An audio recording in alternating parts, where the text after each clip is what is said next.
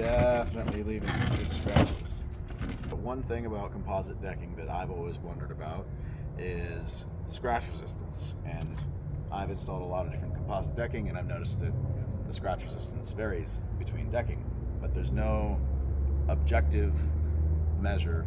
Nobody's done testing that I can see that I've found. So I wanted to get a broad sample of composite decking. I got these from my local Dunn Lumber. All the way from the cheapest composite decking, this is Trex Clamshell, all the way to the most expensive Trex Whidbey, which I believe is $8 or $9 per lineal foot, whereas the Trex Clamshell is about $1.70-ish. And then I threw in some Ipe here for a kind of a super tough reference. So what I'm going to do is I am going to drag a board with a nail with a 10-pound weight across all of these. Yeah, so I want to see what this actually looks like.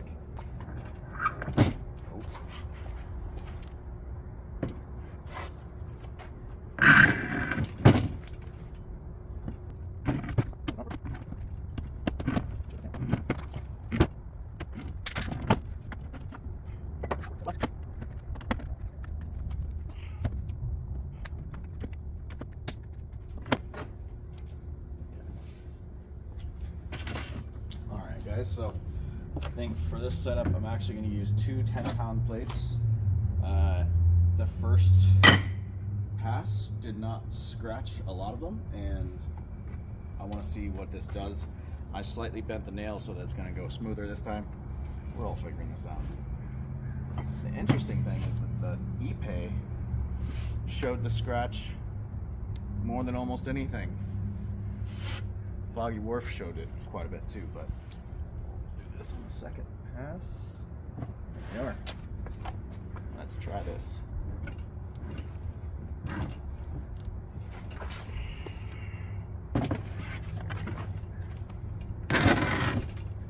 That's working better. That's definitely okay. Now, oh, poor Ipe. That is impressive. So, Trex Clamshell, we've got the second scratch and the first scratch. Sea Salt Gray, we've got first scratch, not very visible. Second scratch, pretty visible. Foggy Wharf just has a full-on channel down there. This is the first scratch right there. Cabana actually did a fairly good job of blending it in, but it does seem relatively soft. TimberTech Weathered Oak, that's the second scratch. I'm having a hard time finding the first.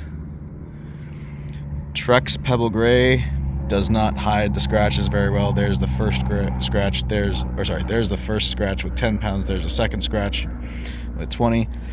Fiberon Chai, second scratch. First scratch much less visible. Azek Slate Gray. There's the second scratch here. First scratch is not very visible, surprisingly. TimberTech Driftwood. Second scratch here with the 20 pounds. Having a hard time finding the first scratch.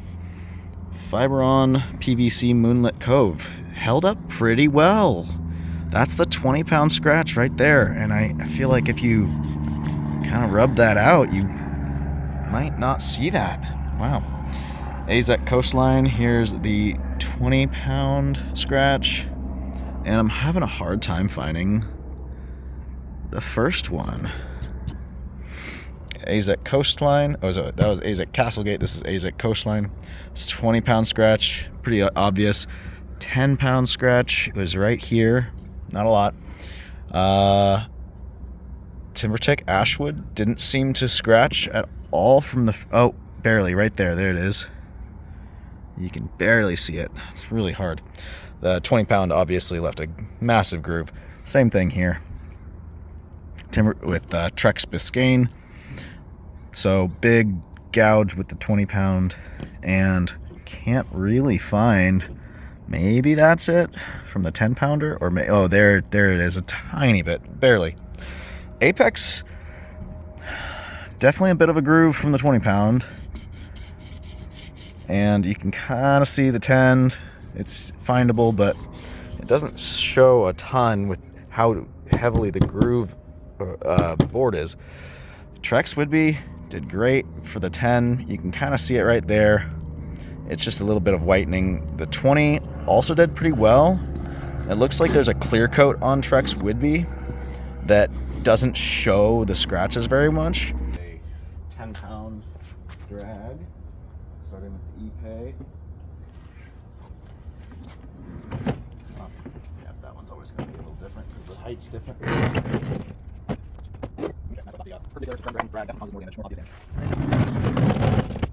I don't think we're going to need to do a 20 pound drag. Oh, well, probably shouldn't have done it on the sticker there, but there's the brief overview.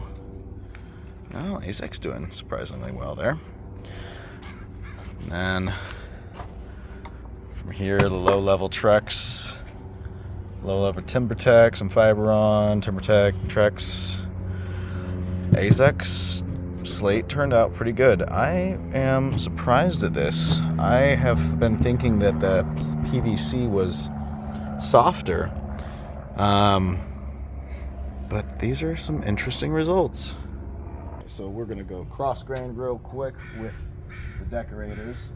I have used the Voyage series decking. It does seem to be fairly scratch resistant. So the first one over here is the Voyage series, which is their mineral-based composite. Let's take a look. So, horizontal lines obviously show up in pretty much everything. This is their Sedona. You can see a little bit of a line with the 10 pound. Interestingly, their dusk was actually their middle grade was a little bit more resilient. There's that 10 pound scratch line, and their lower cost one scratch is pretty obvious. Horizontal scratches on all three lines are pretty obvious.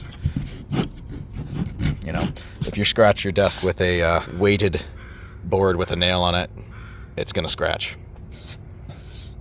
Surprise, surprise. And while I've got all of these out here for testing, I'm gonna give them a little impact test. I'm gonna hit with a 45 of my smooth faced hammer. I'm gonna do my best to give the exact same impact on each one of these. This isn't the perfect scientific test, but I'm a fairly good carpenter. I've been doing this for a little while.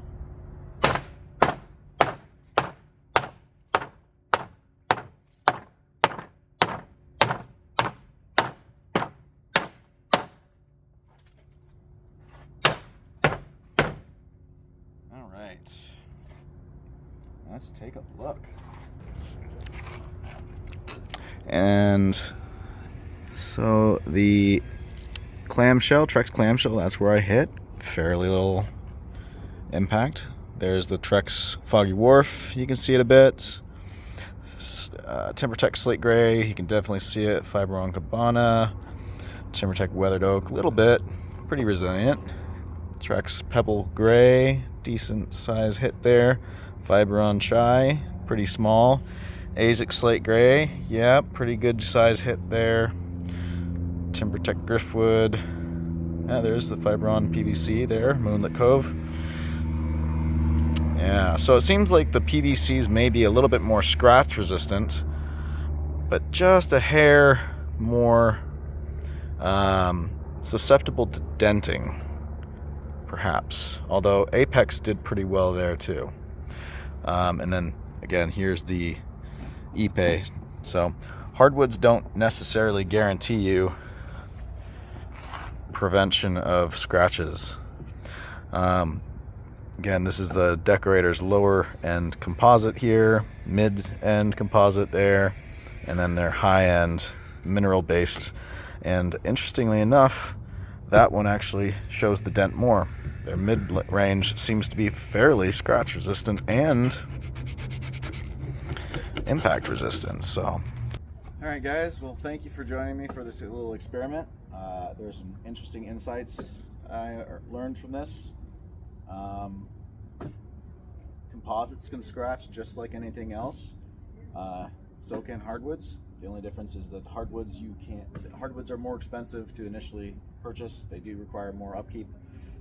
But hardwoods you can sand down, but again, you're still going to have to sand it and stain it, and you're probably going to have a little bit of a different look even if you do repair hardwoods. So I was pleasantly surprised with how well Composite did on the scratch testing, and I'll definitely be informing my customers on the various features, the various aspects that these have. It seems like PVC does a little bit better on scratches than does Composite,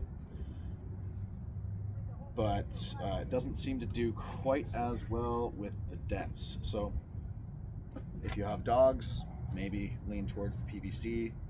The scratches may show up less, and they may be a little bit easier to repair when they happen. If you're worried about more tree falls, maybe branches falling, stuff like that, maybe composites are a better bet for you. I will say that the Trex Woodbey did hold up pretty well. Its scratch resistance and its durability is, they market it for that, and it seems to hold up to the hype. It does show some scratches, but it does show them very minimally. So, hope that helps, and see you next time.